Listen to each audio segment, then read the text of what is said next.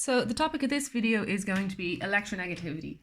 This is a property that all atoms have, and it kind of underpins an awful lot of organic transformations and properties of organic molecules. So what you can see from this table here is that fluorine has the highest electronegativity with a value of 4, okay? And as you go down the periodic table, it gets less electronegative, and as you go across, going towards the left, it also gets less electronegative as well. So why is that? So as you know, when you go in this direction across the periodic table, you're increasing the atomic number. And that means you're increasing the number of protons that the atom has in the nucleus. So if you have more protons, that means you're going to have a higher positive charge and you're going to attract electrons more. So this one is really easy to understand. The more protons you have, the more you're going to attract electrons. Now, in terms of why electronegativity decreases going down the periodic table, this comes down to the number of shells the atom has. So what I mean by that is if you take fluorine and chlorine, so this is fluorine here, and it has 7 electrons in total on its outer shell. So it's atom number 9, so there is 2 on the inner orbital, and then there are 7 on the outside. So that means that the protons that are here in the middle of the atom don't really have too much electrons in the way. So if you have other electrons that are outside, they're fairly attracted to the nucleus of fluorine. But when you take chlorine, for example, and that's only one row lower than fluorine, you have 2 electrons in your inner shell, then you have 8 electrons, and then on the outside you have 7.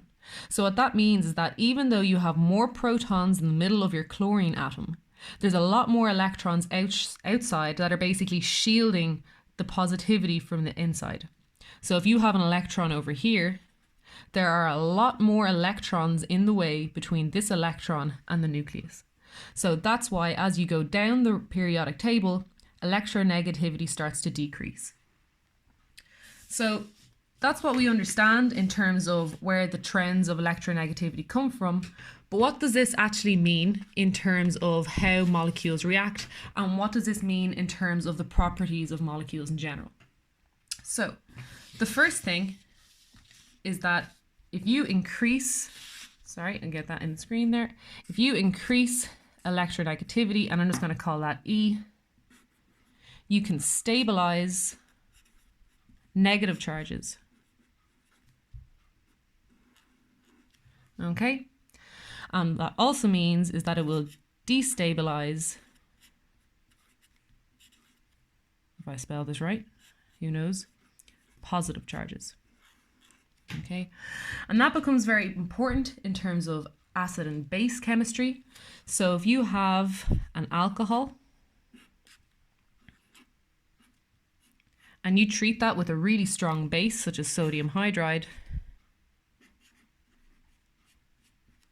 you will end up with a negative charge on your oxygen, and then you have your sodium counter ion and hydrogen gas disappears. Okay? And the reason why this is possible is because alcohols in general are quite good at stabilizing negative charges.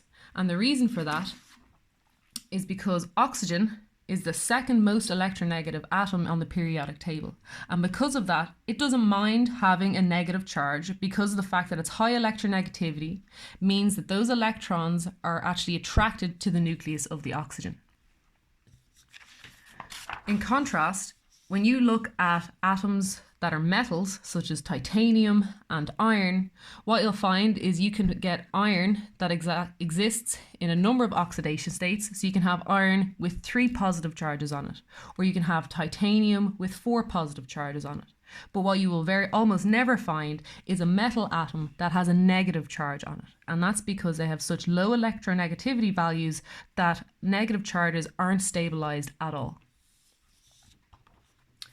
The other reason this comes very important is when you start thinking about functional groups that have electronegative atoms in them. So if you take this ketone, what happens is because the oxygen is electronegative, so if you compare the electronegativity values of oxygen and carbon, So oxygen is 3.5 and carbon is only 2.5. That means there's a difference of 1 unit in terms of how electronegative oxygen is versus carbon. And what that means is oxygen is really strongly pulling the electrons in these bonds here towards themselves. So what that means is that it's partially negative.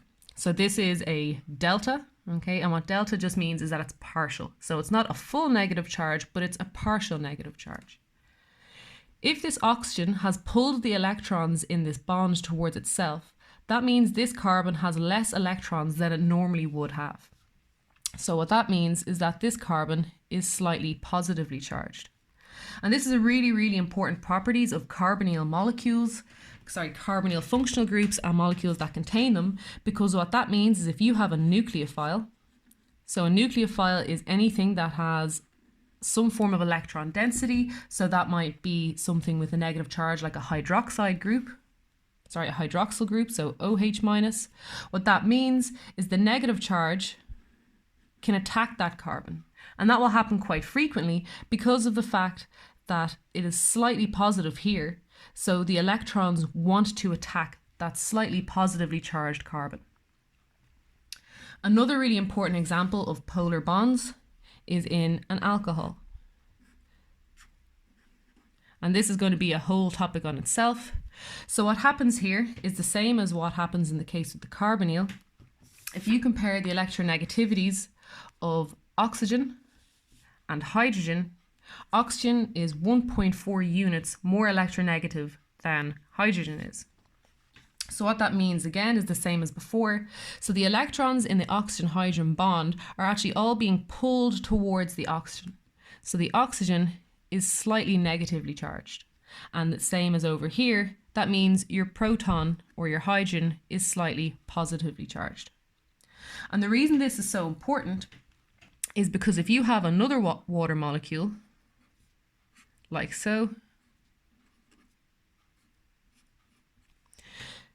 this proton will be slightly positive, this oxygen will be slightly negative, and so what happens is you actually get intermolecular bonding, okay? And in this case, it's a really important type of intermolecular bond known as hydrogen bonding. Okay, so this is going to be a whole video on itself, and it is often the reason why medicines are able to bind into enzymes and proteins in the body. It's also the reason why things like water and alcohols have much higher boiling points than you would expect them to have for molecules of a similar size. So that's the basic introduction of electronegativity and polarity in molecules. And again, we're going to go through a good few more examples of why that's so important in specific videos on hydrogen bonding and the reactivity of carbonyl compounds. So thanks very much for listening, and please do read the description to see the link for the GoFundMe page where I am raising money for Cystic Fibrosis Ireland.